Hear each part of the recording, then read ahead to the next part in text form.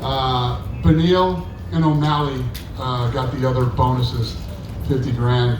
And then the 50-50 raffle tonight raised $52,000, and that's for a 3 Square food bank here in Las Vegas.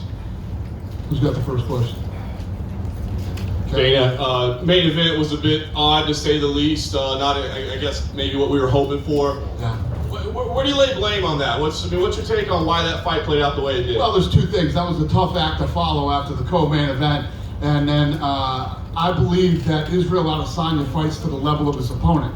The Anderson Silva fight was similar to that, and then you think about the Gastelum fight was a war. You know, Gastelum goes after him and tries to take his head off.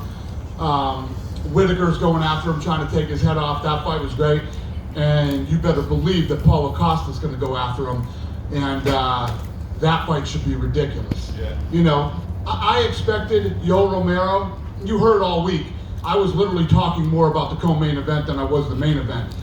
I knew that fight was going to be ridiculous. You have these two incredibly talented savages who wanted that belt more than anything.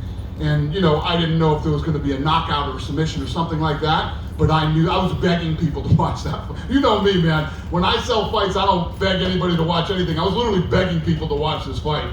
And it was incredible. But I think that, what I was saying is I'm shocked that Romero knew this was his last opportunity at a world championship. I thought he was going to come out like a bat out of hell, put tons of pressure on him, shoot takedowns, go for, you know, try to knock him out. He did literally none of that. So if you're Adesanya, he fought the smart fight. You stay on the outside. He chopped that leg apart, and he picked his punches and did what he did. You know, Romero did a lot of moving around and acting like I'm trying to fight, but he never really did. Costa was back here earlier tonight, and he said that he thought the tentative plan was July 11th for that fight. Yeah. He's got to calm down. I want to hear from a doctor. Again, they told me that he went crazy tonight and jumped over the gate and was going crazy. We threw him out. You know, and I just had to calm those guys down in the back. You know, he wants this fight so bad. When he's healthy, and a doctor calls me and tells me, not his like friend from Brazil, when a doctor calls me and tells me that he's healthy, we'll make this fight. This is the fight to make. This is the fight that I want to see.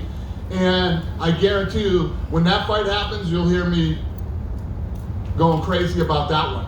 That fight's going to be ridiculous because Paulo Costa will move forward.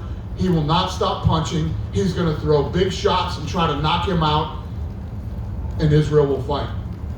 The co-main event, as you said, I mean, one of the greatest fights I think we've ever seen. I want to ask you, I mean, when a fight's that good, as a promoter, it seems like the easy thing to be would say, let's run it back again, because who wouldn't sign up to see them fight again? Do you look at that as an option, or does it not make sense? Did you see what those two girls looked like after that fight? Man, they're both in the hospital right now. They did not go to a press conference. They did not talk to press. They both went straight to the hospital.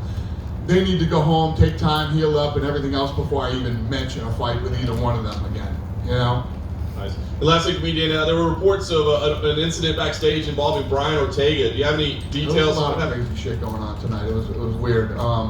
Yeah, him and the Zombie got in a fight, which is completely unlike both of their personalities. And Zombie doesn't even speak English, so I don't know what the hell he could have said that would get Ortega to start going crazy. But yeah, it was weird. Were there like punches thrown, or? Yes, so. It happened right over in the fighter section. It wasn't backstage, right? It wasn't backstage, was it? No, it was over in the fighter section. It happened during the fight. Wow. Any legal involvement, or just kind of fighters guys fighting?